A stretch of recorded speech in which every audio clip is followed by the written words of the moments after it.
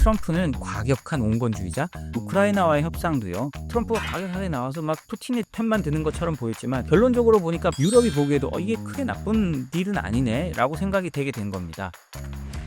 안녕하세요. 글로벌 리스크 책의 조의준입니다. 오늘은 이미 다 들으셨겠지만 트럼프가 캐나다 관세에 보복 관세를 매겼다가 다시 철회한 얘기를 한번 해보겠습니다. 이 이야기를 제가 이미 뉴스나 이런 데 나온데도 또 하는 이유는 트럼프의 특징을 가장 잘 알 수 있는 이야기이기 때문입니다. 트럼프는 제가 늘 말하는 건데요. 과격한 온건주의자라고 할 수 있습니다. 말은 어마어마하게 과격하게 하거든요. 그런데 어떻게 되느냐? 말과는 달리 실제로 합의할 때나 어떤 국면이 바뀔 때는 굉장히 유연하게 적응하거든요. 그래서 지금 언론에 나오는 얘기나 이런 것들을 보면 전부 다 트럼프가 정말 또 미치광이 전략을 썼다 하는데, 물론 이것도 미치광이 전략 중에 하나죠. 그런데요, 그러함에도 불구하고 트럼프 뒤에 가보면 어떤 식으로든 약간 합리적인 모습을 찾는 게 있습니다. 이게 또 이번 협상에서 그대로 드러난 걸로 보이거든요. 그 모습 하나하나 저희가 따라가 보겠습니다. 이 사태의 첫 시작은요, 캐나다 온타리오주가 미국으로 보내는 전력에 관세를 부과하는 것부터 시작됩니다. 온타리오주가 트럼프가 계속 관세를 위협을 하니까 온타리오 주지사도 약간 트럼프 같은 사람이었나 봐요. 그런 거 없어, 우리가 먼저 할 거야, 트럼프 너 이 자식 기다려 라고 하면서 온타리오 주지사가 약간 만용을 부립니다. 그래서 미국 150만 가구에 들어가는 전기에 대해서 관세를 추가로 부과해서 보내겠다 이런 얘기를 하는데요. 그러니까 트럼프가 처음에는 몰랐나 봐요. 그러다가 11일 오전에 갑자기 분노에 차서 자신의 트루스 소셜, 그러니까 우리로 따지면 트위터 같은 거죠. 그 자신의 트루스 소셜에 글을 올립니다. 글을 읽어보면요, 트럼프 대통령이 굉장히 약간 조롱하는 듯이, 그리고 너 이제 잘 만났다 이런 듯이, 내가 이렇게 미친놈인지 넌 몰랐지? 라는 듯이 글을 씁니다. 트럼프는요, 이 트루스 소셜에요, 하워드 러트닝 미 상무부 장관에게 캐나다 철강과 알루미늄에 대한 관세를 지금 25%인데 추가로 25% 더해서 50%로 인상하도록 지시했다고 트루스 소셜 계정을 통해서 전격적으로 밝힙니다. 이 조치는 3월 12일부터 발효되고요. 그러니까 바로 발효되는 거죠. 트럼프 대통령은 이를 통해 캐나다가 높은 관세 정책을 철회하도록 하는 압박 의지를 표현했는데요. 또 트럼프는 이것만 갖고 넘어가는 게 아닙니다. 또 캐나다가 미국산 유제품의 250에서 390% 사이에 반미국 농업 관세를 부과했다고 비판하면서요, 즉각 철폐하지 않을 경우에 캐나다 자동차 산업에 타격을 줄 추가 관세 조치를 다음 달 2일부터 시행할 것이라고 했습니다. 아, 그래? 전기에 관세 매겨? 네가 우리한테 보복을 하래? 그럼 나는 캐나다 전체에 보복을 하겠어 라고 캐나다 전체의 철강 및 알루미늄에 보복 관세를 매기고요. 그런 다음에는 이런 것도 있었어. 우리 유제품에 니들이 250에서 390%나 관세 매기더라. 이거 철폐 안 하면 나는 니들 자동차도 못 만들게 할 거야 라고 한 겁니다. 전혀 비례가 맞지 않은 걸 가지고 하는 거죠. 트럼프 대통령의 전형적인 특징, 받고 또 얹고 해서 도박판을 크게 벌려나가는 겁니다. 사실 트럼프 대통령의 이 무역 행정명령을 보면요, 그 행정명령에 모두 보복할 경우 더 추가할 수 있다라는 조항이 들어가 있습니다. 이거는요, 일기 시절에도 거의 그대로 드러난 건데요. 일기 시절에도요, 트럼프 대통령이 중국에 관세를 500억 달러 매겼습니다. 그러니까 중국이 보복을 했죠. 보복을 하니까 트럼프 대통령이 이거 봐라, 2천억 달러 매겨. 그래서 2천억 달러를 매깁니다. 2천억 달러 관세도 처음에는 10%로다가 또 말을 안 들어요. 그럼 25%까지 올라갔고요. 그래도 중국이 뻣뻣하게 나오고 협상을 해보자 이러니까 트럼프 대통령이 3천억 달러 매겨 라고 나갑니다. 그렇게 해서 중국이랑 결국은 무역 합의를 하게 된 거거든요. 캐나다에서도 그 방법 그대로 말을 합니다. 그러면서 트럼프는 또 말을 합니다. 캐나다가 미국의 군사보호에 과도하게 의존하고 있고 미국이 매년 2천억 달러를 부과하고 있다고 주장했습니다. 미국이 매년 2천억 달러를 캐나다를 지키기 위해 돈을 들이고 있는지는 솔직히 모르지만요, 제가 보기엔 이거는 어마어마한 과장입니다. 그렇게 말하면서 니들도 방위비 올려야 돼, 니들도 나토잖아 라고 말을 하는 겁니다. 캐나다는 사실 북미에 있기 때문에 지리적으로 상당히 안전하잖아요. 캐나다 방위비는 사실 1%대에 여전히 불과합니다. 물론 캐나다는 우크라이나 지원 이런 거는 굉장히 많은 돈을 해주는 나라입니다. 그럼에도 불구하고 트럼프 대통령은 캐나다에 너희들도 나토 부담금을 늘려, 너희도 방위비를 더해 라고 말하는 겁니다. 그리고요, 또 마지막으로 하는 거는요, 캐나다가 미국의 51번째 주가 돼야 한다고 주장하면서요, 이렇게 되면 모든 무역 문제와 국방비 부담이 해소될 것이라고 말을 합니다. 그러니까 이걸 보면요, 트럼프 대통령은 마지막까지 어떻게 생각하면 캐나다를 좀 조롱한다 싶을 정도로 말을 하잖아요. 그는 게시글 말미에는 캐나다가 미국의 일부가 되면 캐나다 국민들은 세금 부담이 크게 줄어들고 군사 경제적 안정성을 확보할 수 있을 것이라고 주장했습니다. 내가 이렇게 관세를 매기지만 봐라, 니들이 미국이 되면 이런 걱정 안 해도 되지 않느냐. 그러면서 트럼프 대통령은 또 캐나다 국가인 오 캐나다는 미국에 편입된 캐나다 주의 노래로 계속 영주될 것이라고 하고, 캐나다는 세계에서 가장 강력한 국가의 일부가 될 것이라고 합니다. 지금 캐나다 국가를 이제 주 국가가 될 거라고, 내가 계속 부르도록은 해줄게, 이렇게 말하는 거거든요. 그러니까 이게 얼마나 좀 트럼프다운 생각인가요? 이 트럼프 대통령의 이 한밤에 이런, 어떻게 생각하면 소동 같은 거였지만, 이 소동 속에서도 트럼프 대통령의 전형적인 협상 전략이 드러납니다. 트럼프 대통령이 이렇게 나오니까 어떻게 됐느냐? 예, 당연합니다. 캐나다 온타리오주가 결국 백기를 듭니다. 온타리오도 이렇게까지 강하게 나올 거라고 생각을 못했던 것 같아요.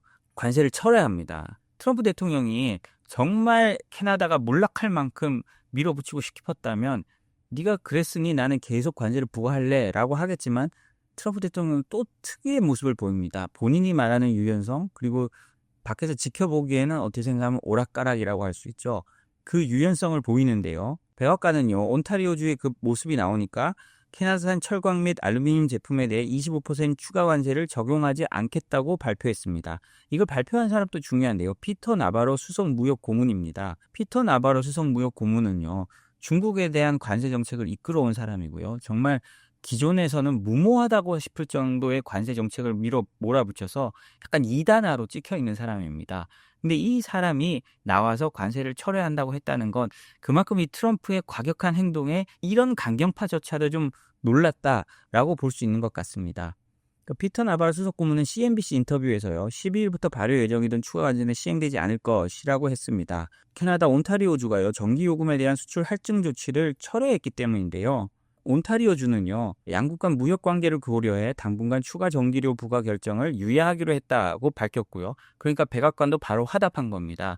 이거는요, 백악관도 그 트럼프 대통령의 이번 관세부가 얼마나 그 경제에 영향을 미칠지 알고 있었다는 거거든요. 그러니까 걱정을 많이 한 거죠. 그러니까 온타리오가 저렇게 물러서니까 바로 철회하는 겁니다. 예를 들자면요, 중국 같으면 저렇게 철회해도 미국이 철회 안 했을 거예요. 왜냐하면 1기 때도 그랬거든요. 1기 때 중국이 철회한 건 아니었지만 이런저런 합의안을 하자고 합의 문서를 보냈지만 미국이 받아들이질 않습니다.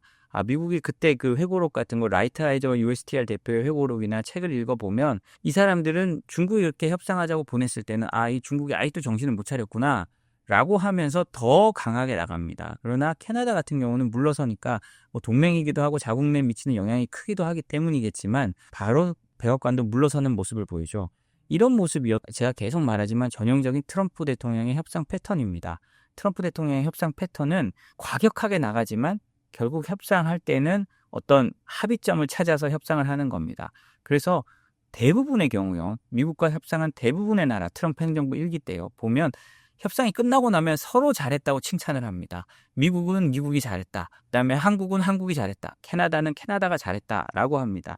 예를 들자면요, 이번 캐나다 총리 선거에서 떨어지긴 했지만요, 크리스티아 프릴랜드라는 당시 경제부총리가 있습니다. 이 사람이 트리도에 이은 유력한 총리 후보였거든요. 이번에 총리가 된 마크 카니가 나오기 전에요. 이 사람이 왜 유력한 정치인이 됐느냐? 트럼프와의 협상 때문이었습니다. 트럼프 1기 때 프릴랜드가 경제부총리로 미국과의 협상을 주도했는데요. 미국과의 협상이 끝내고 난 다음에 캐나다의 평가가 그랬습니다.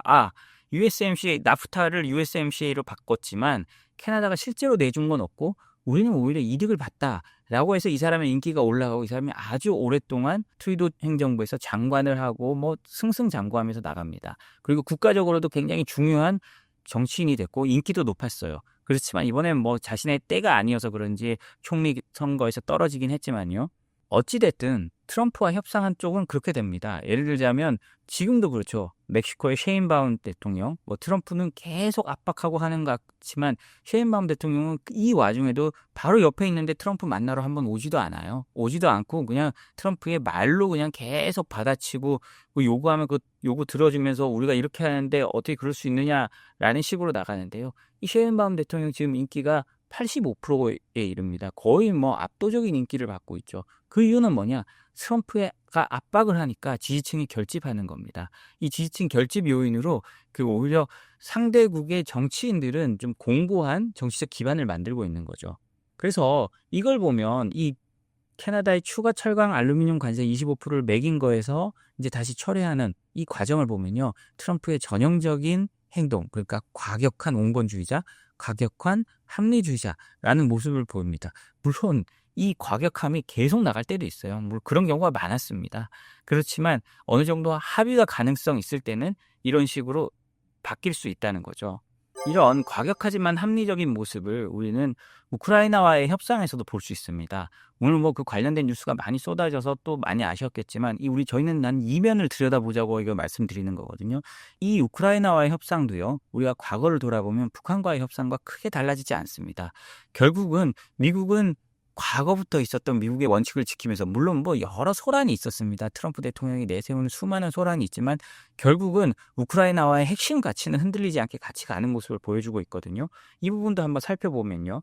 미국과 우크라이나는 11일 사우디아라비아 제다에서요. 고위급 회담을 열고 30일간의 휴전을 추진하기로 했습니다. 미국은 러시아를 설득하기 위해 당국자 간 협의를 진행하고 주중 정상 간 통화를 계획 중입니다. 그러니까 러시아와 정상 통화를 통해서 러시아에도 트럼프 대통령이 너희들 30일 휴전 받아라. 여기서 전쟁 그만두자라고 트럼프가 직접 설득하겠다는 거거든요. 미국은 휴전 추진과 함께 그 우크라이나에 대한 정보 공유와 안보 지원을 즉시 재개할 것을 발표했고요. 양국 정상은 장기적인 안보 보장 및 우크라이나의 광물 개발 협정 체결에도 합의했습니다. 이번 협상은요. 미국 측에서는 마코 루비오 국무장관과 마이크 왈츠 국가안보 보좌관이 참여했고요. 우크라이나 측에서는요. 안드리 예르마크 대통령 비서실장, 안드리 시비하 외무장관, 루스템 우메로 국방부 장관이 대표로 나섰습니다. 그러니까 서로 이제 실세들이 모여서 협상을 한 겁니다. 그리고 공동성명을 발표하고 우크라이나는 미국이 제안한 30일간의 임시휴전을 수락할 준비가 되어 있다고 했습니다. 그리고 미국은 러시아와 소통을 통해 상호주의 원칙을 강조하면서 휴전이 성사될 수 있도록 노력한다고 했는데요. 그러니까 트럼프 대통령이 또 특유의 모습이 나옵니다. 이 트럼프 대통령은요. 공동성명 발표 직후에 기자회견에서 이제 우리는 러시아로 가야 한다 라면서 푸틴 대통령이 휴전안을 수락하길 희망한다고 밝혔습니다. 그러면서 미국과 러시아 당국자가 11일 또는 12일 중에 만나게 될 것이라고 하면서도요. 자신도 이번 주 푸틴 대통령과의 통화를 추진할 계획이라고 했습니다. 이거는요. 트럼프 대통령이 공을 러시아로 넘긴 거거든요. 만약에 러시아가 이 공을 받지 않는다. 그러면 아마 트럼프 대통령이 기존에 계속 해왔던 말이 있잖아요. 휴전에 동의하지 않으면 제재를 강화할 거다. 이걸 고리로 러시아에 대한 제재를 강화할 수 있어요. 지금 푸틴은 지금 계산기를 두드리고 있을 겁니다. 이걸 내가 받아야 하나 말아야 되나. 받으면 어떻게 되나. 근데 이미 뭐 어느 정도 머리에 계산은 서 있긴 하겠죠. 그렇지만 트럼프 대통령이 우크라이나를 압박해 여기를 받아낸 다음에는 이제 러시아로 공을 넘긴 거예요. 이제 전 세계 눈은 러시아로 가게 됐고 러시아가 어떤 결정을 하게 될지 보게 될 겁니다. 그러니까 이 상황이 되니까요. 유럽이 보기에도 이게 크게 나쁜 딜은 아니네 라고 생각이 되게 된 겁니다. 트럼프가 과격하게 나와서 막 푸틴의 편만 드는 것처럼 보였지만 결론적으로 보니까 마지막 부담을 푸틴에게 떠넘기는 거거든요. 그러니까 유럽 주요국들도 회담 결과를 환영하면서 러시아의 휴전 수용을 촉구하기 시작했습니다. 우르줄라 폰데어 라이언 EU 집행위원장과 안토니오 코스타 EU 정상회의 상임의장은 공동 입장문에서요. 우크라이나의 평화를 위한 긍정적인 진전이라고 했고요. 키어 스타머 영국 총리도 트위터를 통해서 놀라운 외교적 돌파구라고 했습니다. 얘들이 또 이렇게 또 돌파구를 마련하는구나. 트럼프가 또 이런 변주를 줘서 또 이렇게 푸틴을 압박하는구나 라고 하는 거죠. 그 러시아가 휴전안을 수락하는 경우 휴전 기간 동안 우크라이나와 러시아는 미국의 중재 하에 러시아가 점령한 우크라이나 영토 문제, 재침공 방지 대책 등을 논의하는 종전협상 절차에 들어갈 거라고 합니다. 사실 이 종전협상이라는 게 너무너무 어렵잖아요. 우리가 6.25를 보면요. 이 휴전 협상이 타결되는 데까지 2년이 걸립니다.